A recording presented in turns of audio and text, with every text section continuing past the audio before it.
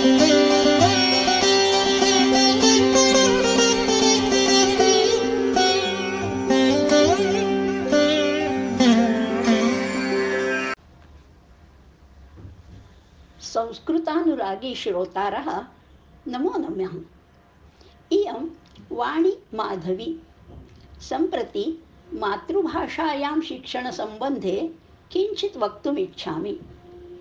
भारतसर्वकारेण समग्रे देशे प्राथमिकशालाशिक्षणं मातृभाषायां भवतु इति नूतना शिक्षणानीतिः प्रकटिता। अतीव साधुकृतं केन्द्रसर्वकारेण इति तम् अभिनन्दामः। दुर्दैवात् अस्माकं देशे आङ्ग्लभाषाव्यामोहः प्रवृद्धः। सर्वे जनाः पुत्रान् पुत्रींश्च आङ्ग्लभाषासु शालासु प्रवेशयितुं प्रयतन्ते। एष व्याधिः नगरेषु एव न, ग्रामेषु अपि प्रसृतः।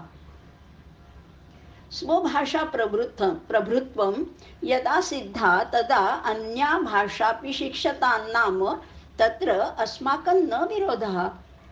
तिस्रो भाषाः भाषितुं च सर्वे बालाः शक्नुवन्ति।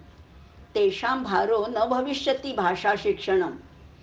कस्यापि शिरसि नापि भाषा प्रसभम् आरोपणीया।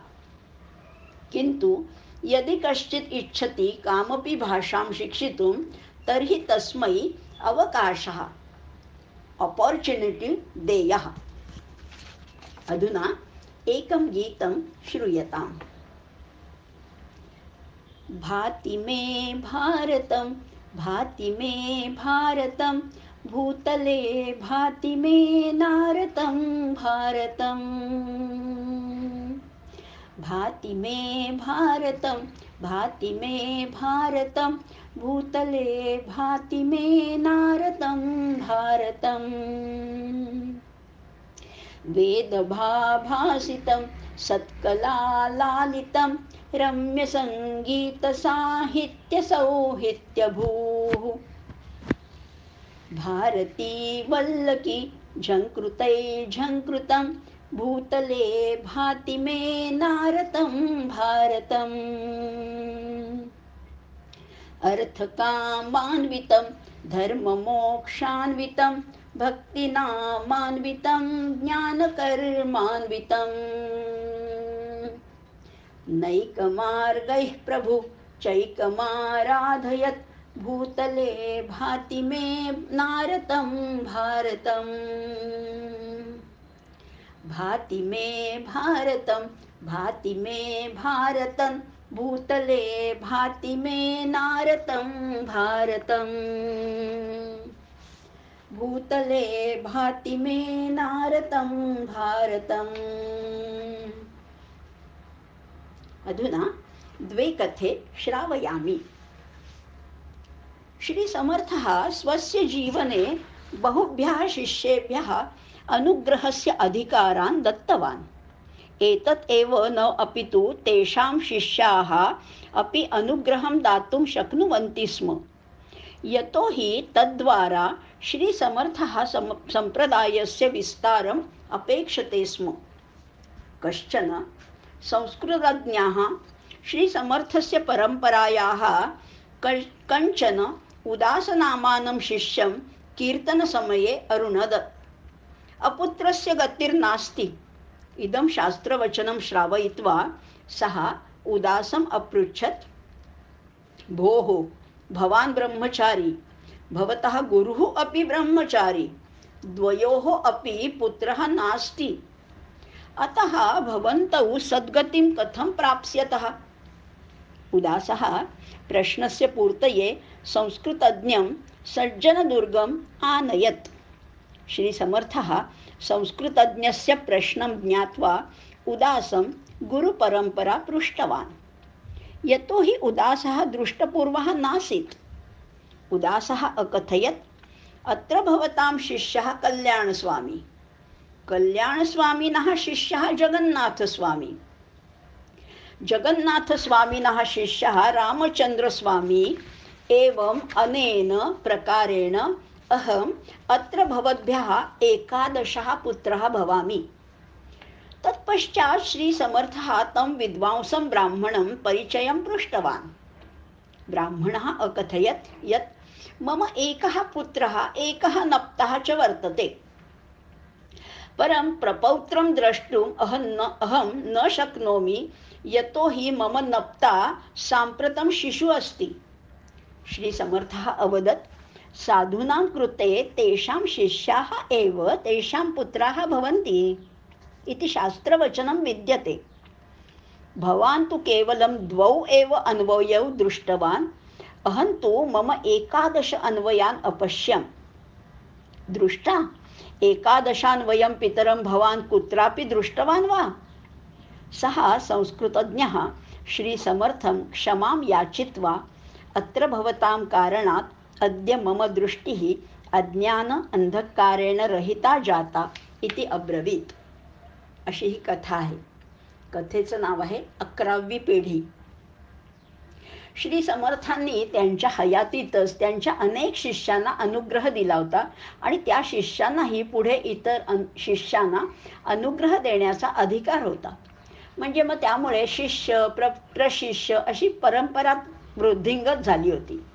एकदा एक संस्कृतचे अभिमानी असे पंडित समर्थांच्या उदास नावाच्या शिष्याला म्हणाले की, अरे तू तर ब्रह्मचारी, तुझे गुरुही ब्रह्मचारी, तुम्हाला दोघांनाही मुलं नाही आहेत. अशा परिस्थितीत तुम्हाला मृत्यूनंतर गती कशी मिळणार? कारण ज्याला मुलगा नाही त्याला गती नाही असं शास्त्रवचन आहे. तेव्हा तो उदास त्या पंडितांना घेऊन सज्जनगडावर आला. समर्थांनी या उदासला पूर्वी कधी पाहिलं नव्हतं. तेव्हा समर्थांनी त्याला गुरु परंपरा विचारली. तेव्हा तो म्हणाला, आपले शिष्य कल्याण स्वामी, त्यांचे शिष्य जगन्नाथ स्वामी, त्यांचे शिष्य रामचंद्र स्वामी, अशा ह्या परंपरेमध्ये मी तुमचा 11वा शिष्य आहे. तेव्हा समर्थांनी त्या संस्कृत पंडितांना विचारलं की तुम्हाला किती मुलं आहेत? तेव्हा ते म्हणले, मला एक मुलगा आहे आणि एक नातू आहे, पण मला पतवंड काही बघता येणार नाही कारण माझा नातू अजून लहान आहे. तेव्हा समर्थ म्हणले की तुम्ही तुमच्या 3 पिढ्या सुद्धा पाहू शकत नाही, तर तुम्ही कधी 11 पिढ्या पाहिलेला साधू पाहिलाय का? पाहिला नसेल तर आत्ता बघून घ्या. हा माझा 11वा शिष्य आहे आणि खरोखर अशा 11 पिढ्या या आमच्या समर्थ संप्रदायामध्ये आहेत. आणि खरंच आहे, साधू पुरुषाचे शिष्य हेच त्याचे पुत्र पौत्र प्रपौत्र म्हणजे मुलगा, नातवंड, पतवंड हे सगळे त्याचे शिष्य हेच असतात. असं म्हटल्यावर त्या संस्कृत पंडिताला थोडंसं शर्मिंदा झाला आणि तो तिथून समर्थांना नमस्कार करून निघून गेला. समर्थांनी अशीच एकदा कोयनेच्या पुरामध्ये उडी घेतली. त्याची ही कथा आपण बघणार आहोत. श्री समर्थः तरणकुशलः आसीत्. श्री समर्थः जलस्तंभिनीं विद्याम् अपि जानाति स्म. यथा समाधि अवस्थायां कश्चन योगी दीर्घकालं यावत् स्थातुं शक्नोति, तथैव श्री समर्थः श्वासं निरुध्य दीर्घकालं यावत् जले स्थातुं शक्नोति स्म. विशेषतः कस्यांचित् सपूरनद्यां तरणं श्री समर्थाय अतीव रोचते स्म. कदाचित् श्री समर्थः पाटणग्रामात् हेल्वाकघलि प्रदेशं प्रस्थितः. मार्गे कोयना सरित् पूरग्रस्ता आसीत्. तं पूरं दृष्ट्वा श्रीसमर्थस्य बाहू स्फुरितौ. जनाः श्रीसमर्थं वदन्तः आसन् यत् एवं विधायां परिस्थित्यां भवान् सम्प्रति नदीम् अतिक्रम्य परतीरं मा गच्छतु इति. पाटणखेटस्य खेटप्रमुखः दारुखण्डैः निर्मितम् उडुपं श्रीसमर्थाय प्रदातुम् उद्युक्तः आसीत्.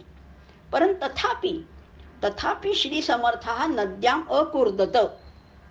ततः श्रीसमर्थः कूलहण्डकं प्राप्य विलुप्तः अभवत्. श्रीसमर्थः नद्यां न्यमज्जत् इति विचिन्त्य सर्वे जनाः शोकाकुलाः अभवन्. परन्तु कल्याणस्वामी अपि जलस्तंभिनीं विद्यां जानन्ति स्म. कल्याणस्वामी श्रीसमर्थम् अन्वेष्टुं नद्याः अकूर्दत.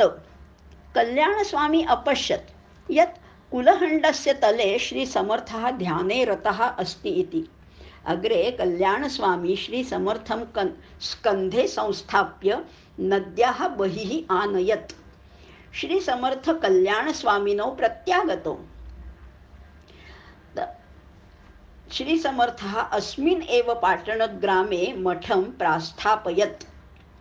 श्री समर्थ दत्तं रामपञ्चायतं साम्प्रतम् अपि नायकपाटणकारस्य गृहे दृश्यते।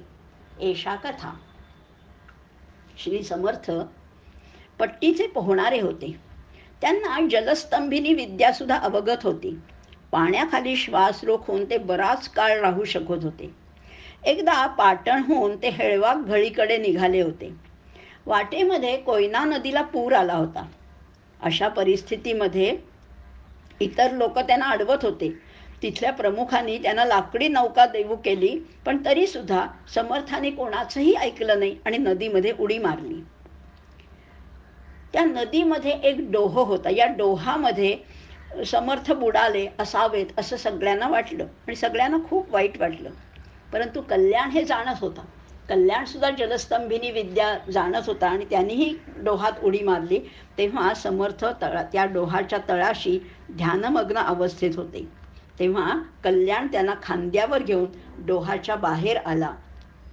समर्थ सुखरूप आहेत हे पाहून सगळ्याच लोकांना आनंद झाला आणि पाटण इथे तर अगदी उत्सव साजरा केला. याच पाटण गावामध्ये समर्थांचा मठ आहे आणि तिथे समर्थांनी दिलेलं रामपंचायतन त्या पाटणकर कुटुंबियांकडे आजही बघायला मिळतं. अशी ही कथा आहे. अधुना एकः श्लोकः पश्यामः. परीक्षीणः कश्चित् स्पृहयति यवानां प्रसृतये सपश्चात् सम्पूर्णो गणयति धरित्रीं तृणसमाम् अतश्वानैकान्त्यात् गुरुलघुतयार्थेषु धनिनाम् अवस्थावस्तूनि प्रथयति च संकोचयति च. फार सुंदर सुभाषित आहे. माणसाच्या परिस्थितीमध्ये बदल होत असतात. पूर्वीची गरिबी नंतर कमी होते, तो श्रीमंतही होऊ शकतो. पण जो पूर्वी दारिद्र्याने पिडल्यामुळे सातूचा कोंडा सुद्धा ज्याला महाग होता किंवा त्याला तेवढा तरी मिळावा अशी जो इच्छा करत होता, त्यालाच पुढे श्रीमंती आल्यानंतर संपूर्ण पृथ्वी अगदी तृणवत किंवा अगदी क्षुल्लक वाटायला लागते. कारण खरं जे पदार्थाचं लघुत्व किंवा गुरुत्व आहे हे पदार्थाच्या ठिकाणी नसतंच. मनुष्याची जशी जशी परिस्थिती बदलेल त्या मानाने ते कमी किंवा जास्त होत जातं. असा हा भर्तृहरीचा अतिशय वास्तवदर्शी असा श्लोक आहे. आणि वामन पंडितांचा समश्लोक बघणार. दुबलिके तपसा यव इच्छितो प्रभुपणी धरणी तृणमानितो म्हणून या कृपणत्व उदारता घडतसे समयोचित तत्वता. दुबळेपणामध्ये जे सातू किंवा साधं पीठ सुद्धा ज्याला जड होतं त्याला प्रभुपणी म्हणजे प्रभुत्व प्राप्त झाल्यावर, मोठेपणा प्राप्त झाल्यावर काहीच कशाचंच वाटत नाही.